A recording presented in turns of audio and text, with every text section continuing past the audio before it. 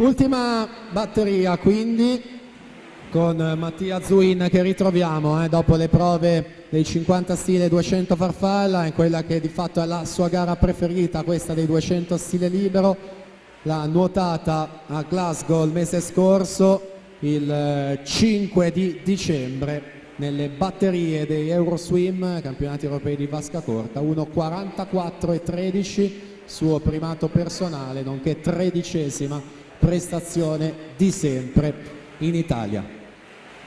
Zuin che era presente nel quartetto, medagliato di bronzo la stagione precedente, quella 2018, che si è chiusa con i campionati europei di lunga, sempre a Glasgow in Scozia. 52,38 ai 100 metri, 27,25 secondo tratto per lui, quindi Ale Girardin, anche lui ritroviamo, 28,73 in corsia numero 5 ad occupare la seconda posizione.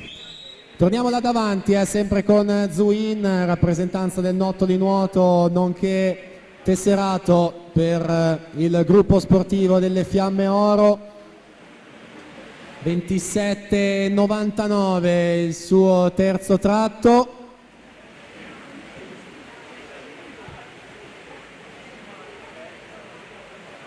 Ultima vasca e ultime bracciate quindi per andare a prendersi la vittoria qui nella vasca di Montebelluna di questa batteria, col tempo di 1:48,44, quindi nuoterà in corsia centrale anche questo pomeriggio. Quindi Girardin 1:54,84, Zamattio 1:55,08.